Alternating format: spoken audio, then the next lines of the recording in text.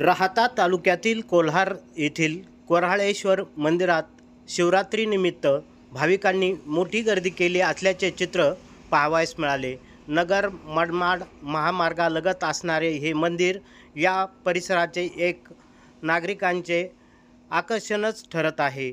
या परिसरात शिवरात्रीनिमित्त आलेल्या सर्व भाविकांना या समितीच्या वतीने खिचडीचे वाटप करण्यात आले आहे।